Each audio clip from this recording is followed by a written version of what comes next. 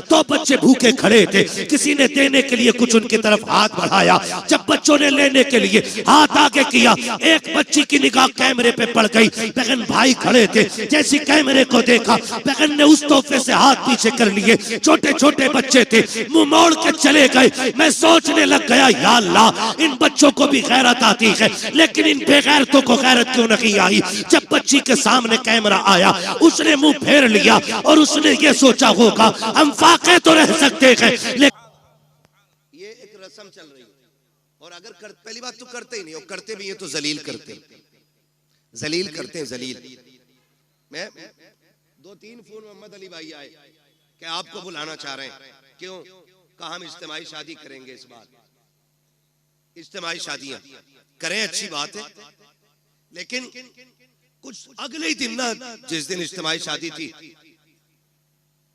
Phone पे अब तो सारी खबरें चलती, फोटो आ गया अखबार,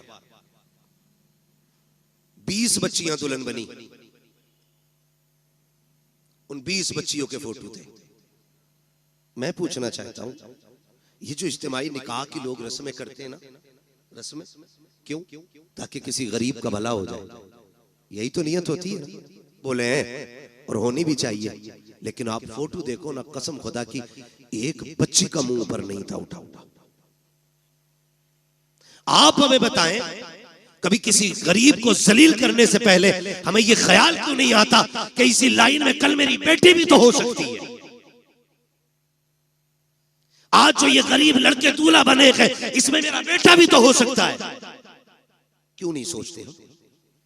अल्लाह के लिए बईद नहीं।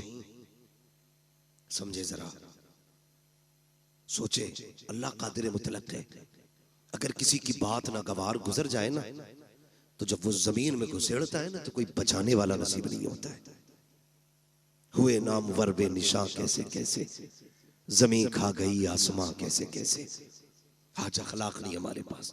पहली बात तो मदद करने तैयार नहीं, और करते भी हैं तो जलील करते हैं हम, जलील करते हैं हम। आ रहा है रमजान शरीफ का महीना, बटेंगे इफ्तारियां अमीरों की चौखट पे, लगेगी लाइन गरीबों की गुर्बत का बनेगा तमाशा। बच्चियों को 2-2 घंटे धूप में बैठाया जाएगा, बेवाएं आके सुबह से लाइन में लग जाएंगी। सेठ साहब सहरी खा के जब सोएंगे ना, तो 12 बजे से पहले उठेंगे नहीं वो। उस लाइन में कितनी गरीब बच्चियां बैठे बैठे थक गई, इस अमीर ज़ादे हरामखोर को क्या पता। मत बांट ऐसी इफ्तारी, नहीं चाहिए तेरे घर का ऐसा राशन जो किसी गरीब की गुर्बत का तमाशा बनाए। बटेंगे कपड़े गरीबों को। कोई कहेगा सेठ साहब की तरफ से इफ्तारी का पैकेज है, कोई कहेगा फला अमीर की तरफ से इफ्तारी का इंतजाम है, कोई कहेगा फला की तरफ से ये सहरी का इंतजाम है। तुझे क्या पता है? तुम जानते हो, हमने देखा है जब किसी गरीब को इफ्तारी का सामान दिया जाता है या सहरी के पैकेज दिए जाते हैं, उन माओं के साथ छोटे बच्चे भी आया करते हैं, उन माओं के साथ नासमझ बच्चे भी आते हैं, लेकिन इतना तो वो भी समझते हैं कि हमें गैरत आ रही है। एक तस्वीर, एक वीडियो देखी, कसम खुदा की पैर के नीचे की जमीन निकल गई। कफील भाई, अल्लाह किसी को इतना अमीर न करे कि जो वो गरीब की गुर्बत का तमाशा बनाए। तो बच्चे भूखे खड़े थे, किसी ने देने के लिए कुछ उनकी तरफ हाथ बढ़ाया। जब बच्चों ने लेने के लिए हाथ आगे किया, एक बच्ची की निगाह कैमरे पे पड़ गई। बहन भाई खड़े थे, जैसी कैमरे को देखा बहन ने उस तोहफे से हाथ पीछे कर लिए। छोटे छोटे बच्चे थे, मुंह मोड़ के चले गए। मैं सोचने लग गया, या अल्लाह, इन बच्चों को भी गैरत आती है, लेकिन इन बेगैरतों को गैरत क्यों नहीं आई। जब बच्ची के सामने कैमरा आया, उसने मुंह फेर लिया और उसने ये सोचा होगा हम फाके तो रह सकते हैं, लेकिन इज्जत का सौदा नहीं करेंगे। खुदा के वास्ते किसी की इज्जत को पमाल ना करना। अगर देना है रात के अंधेरे में देना, अल्लाह तेरी कब्र के अंधेरे को उजाले में बदल डाले।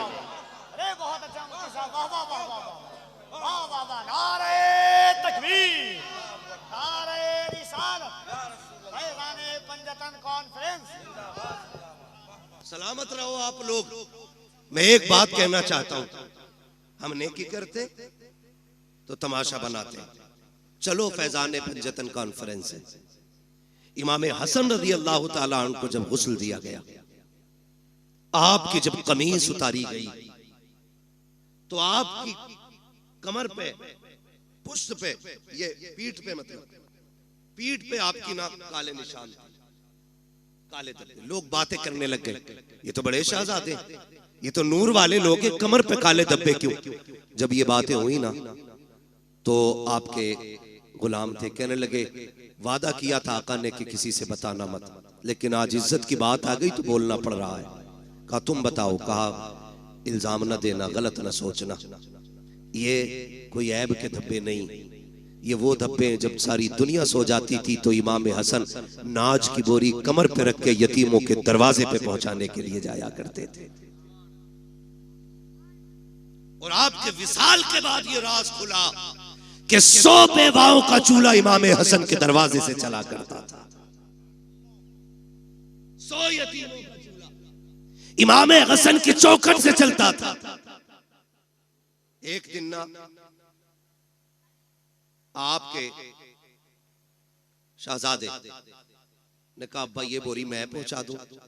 फरमाने लगे ना बेटे, ये किसी का राज है, राज रहने दे। उन्होंने अपने बच्चों से भी राज नहीं खोले। आज हम तमाशे बना देते हैं, तमाशे बना देते हैं, जलील करते हैं। पैगंबर का अखलाक देखें, हुजूर के इस अखलाक ने पूरी दुनिया में इनकलाब पैदा किया। आज भी कसम खा के कहता हूं, मैं खुल के कहता हूं, हमारी नमाजें देख के कोई मुसलमान नहीं होगा, हमारे हज देख के मुसलमान नहीं होंगे लोग, हमारी ज़कात देख के मुसलमान नहीं होंगे। अगर अखलाक हुजूर वाले हो जाएं तो आज भी लोग कलमा पढ़ना शुरू कर देंगे। आज भी अखलाक की जरूरत है, अच्छे अखलाक की, जो हमारे बीच नहीं है। ये मत समझना मैं नमाज को हल्का कर रहा हूं, मैं नमाज ये कहना चाह रहा हूं नमाज पढ़ो ना पढ़ो, नहीं, नमाज दीन का सतून है। ये कर्ज है, ये तो पढ़नी पढ़नी है, ये तो हर हाल में अदा करनी है, ये तो पढ़ के ही मरना है, मगर साथ जो करना है ना वो ये भी रखना है। अखलाक बड़ी चीज है।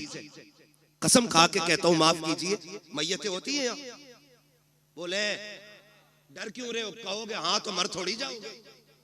लोग मरते हैं कि नहीं? देखे जनाजे, आपने देखा होगा जब बंदा मर जाता है घर के आगे कुर्सियां पड़ती, बीच में कुर्सी यतीमों के चचा की होती है। चचा होता है तो ताऊ की होती है, बीच में कुर्सी डाल के बैठता है। लोग आते हैं ताजियत के लिए। माफ कीजिएगा बहुत कड़वा बोल रहा हूं, शायद आपके मिजाज के मुताबिक ना बोल रहा हूं, लेकिन मेरा उसूल है, मैं आईना हूं, दिखाऊंगा दाग चेहरे के, जिसे खराब लगे सामने से हट जाए।